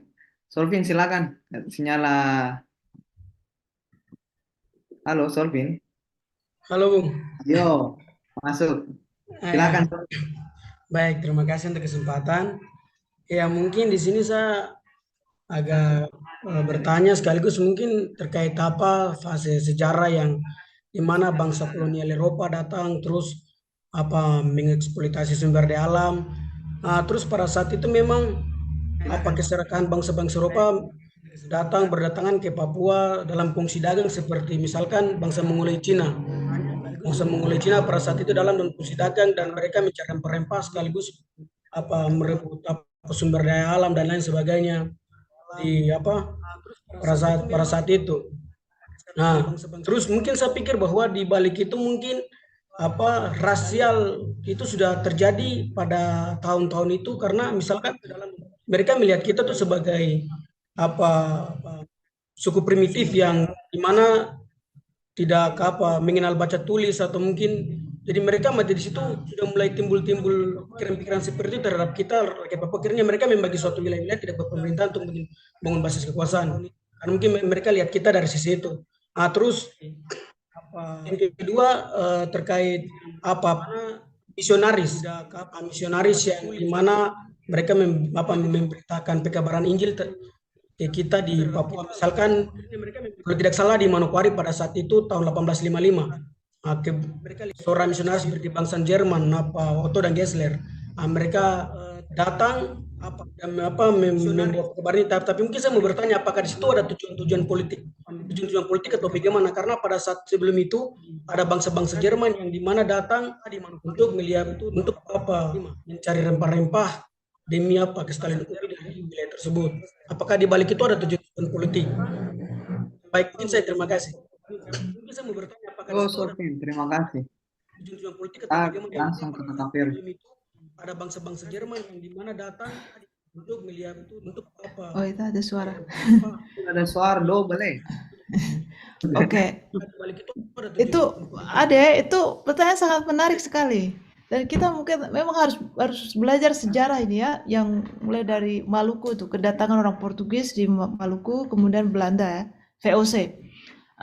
Jadi yang paling menarik dari abad 16 sampai abad 18 ini VOC ini kan operasi dari Ternate, Tidore, Banda, daerah-daerah di Maluku ya, untuk perdagangan rempah. Tapi kemudian Belanda ya, VOC. Jadi yang paling menarik dari abad saya ada suara saya sendiri kah? Tunggu. Operasi YouTube-nya ya. Oh ya sudah ini. Oke. Ya dari abad 16 sampai 18 itu ada VOC ya di daerah Maluku nih, Ternate, Tidore dan sebagainya. Dan waktu itu kita lihat bahwa sejak abad 17 orang Biak itu sudah terlibat di dalam perdagangan itu melalui perdagangan budak. Nah, dong pergi ke daerah-daerah di Teluk Cendrawasih itu, Kebar sampai daerah Fak-Fak sana untuk bawa budak. Jadi kita lihat perbudakan awalnya kan di Papua ini tidak ada yang maksudnya budak dalam arti dijadikan pekerja di perkebunan. Tapi kita lihat setelah terjadi ada VOC dan Biak ini punya hubungan yang sangat dekat, terutama Raja Ampat dengan Tidore ini. Kemudian budak-budak itu mulai dikirim keluar Papua ya, ke Ternate, ke Tidore, ke Banda, sampai ke Bali sana. Jadi kita melihat bahwa abad 16 sampai 18 itu adalah kapitalisme sudah mulai masuk tuh ke Maluku, dan itu mengubah cara orang Biak untuk melakukan ini ya, namanya slave riding penangkapan budak-budak ini yang sampai ke Kebar sampai ke Fak-Fak. Jadi memang kita melihat di situ dari catatan-catatan sejarah Belanda juga misalnya dari sejarawan Indonesia sendiri bahwa orang Papua saat itu dilihat secara berbeda. Tapi dilihat secara berbeda misalnya oleh orang Bugis, oleh orang Maluku sendiri. Tapi waktu itu cara berbeda misalnya dengan rambutnya yang keriting atau kulitnya yang hitam. Tapi kemudian perbedaannya adalah tidak seperti di Amerika di mana bukan sebelum itu, sorry. bahwa orang Papua itu tidak diperdagangkan secara budak untuk perkebunan sebelum VOC datang. Ketika VOC datang, orang Papua kemudian dijadikan budak ya di perkebunan cengkeh misalnya di Maluku. Di situ kita melihat bahwa rasisme yang terjadi di Papua ini bukan hanya dibangun misalnya oleh orang Indonesia sendiri, misalnya orang Maluku yang menganggap orang Papua secara berbeda, tapi justru dikonsolidasi oleh orang Barat, orang Portugis, orang Belanda yang banyak memberikan catatan-catatan, misalnya orang Papua itu begini, orang Papua itu begitu, ya kan? Jadi kemudian itu dibaca sebagai ras gitu ya, bahwa orang Papua ini ras bedanya. Sementara waktu itu mungkin orang Bugis tidak punya kata ras. Jadi apa yang rasisme yang ada terjadi di Papua sekarang itu yang paling menarik karena itu gabungan dari konsepsi orang-orang seperti orang Maluku, orang Bugis yang banyak berinteraksi dengan orang Papua, tapi juga dengan epistemologi rasisme Barat. Rasisme maksudnya orang Spanyol, orang Portugis, orang Jerman, orang Belanda. Jadi tapi waktu itu kan orang Belanda sendiri bingung sebenarnya menempatkan orang Papua ini. Ini orang dari Afrika kah, orang Melanesia kah, orang mana itu. Jadi memang ada kebingungan, tapi kebingungan itu sendiri menunjukkan bahwa mereka sudah berpikir soal ras dan rasisme. Itu.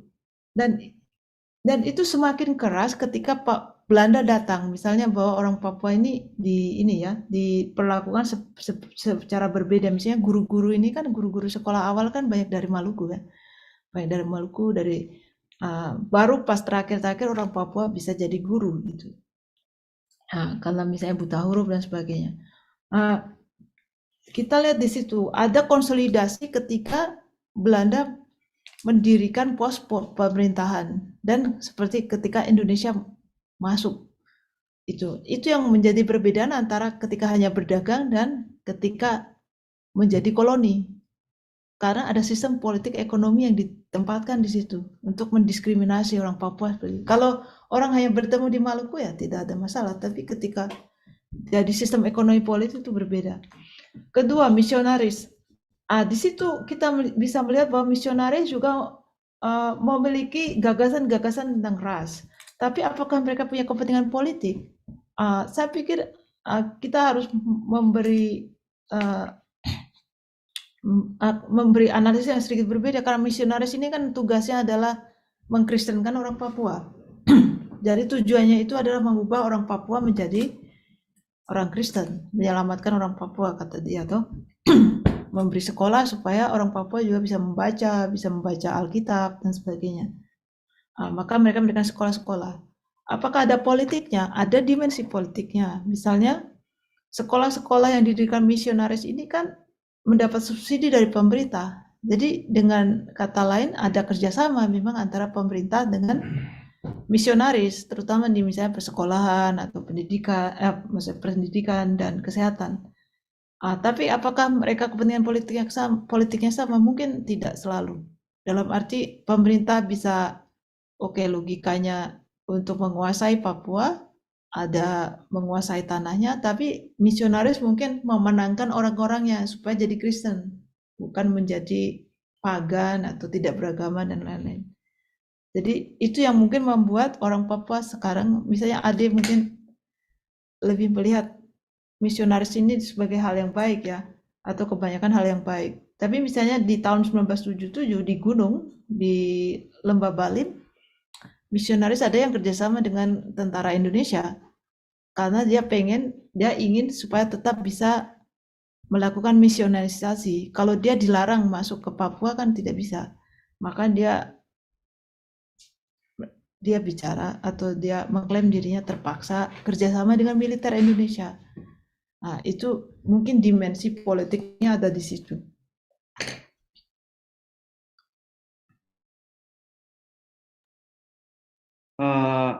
Ini kakak mungkin satu pertanyaan terakhir sebelum menutup sesi diskusi kita yang selama 2 jam ini.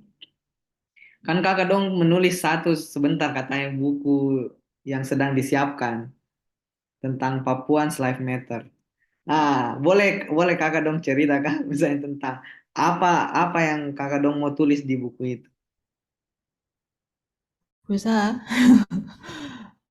saya mungkin itu sebagai bagian dari kerja saya sebagai orang Indonesia yang selama ini tidak terlalu banyak tentang banyak sejarah Papua. Ini saya pikir kita kesempatan yang bagus bagi generasi muda untuk juga melihat secara kritis asumsi-asumsi kita tentang Papua. Jadi saya berencana menulis beberapa bagian misalnya tentang kenapa orang Papua ini dianggap berbeda. Jadi kenapa Papua ini dianggap satu ras yang berbeda. Kedua juga saya melihat kebijakan negara terhadap orang Papua. Kalau misalnya mereka menganggap orang Papua ini sama dengan warga negara lain, kenapa selalu ada perbedaan perlakuan secara hukum, secara politik gitu. Itu saya melihat itu dari kasus misalnya tentang Uncen ya, Universitas Indrawasi di Jayapura ini, karena di situ ada banyak sekali kepentingan, ada banyak pertarungan antara apa yang disebut dengan universitasnya orang Papua dengan misi Indonesia untuk mengedukasi orang Papua. Jadi saya bicara tentang itu, saya juga bicara tentang gerakan sosial di Papua. Bagaimana gerakan sosial ini menegosiasi posisi orang Papua baik terhadap Indonesia maupun di dalam sendiri. Jadi saya rencananya buku itu berangkat dari sejarah Papua di bawah Belanda, jadi munculnya sekolah persekolahan atau sekolah pengadapan sampai sekarang ketika Indonesia ini menciptakan banyak sekolah-sekolah seperti Uncen, sekolah-sekolah negeri begitu Oh, masih rencana.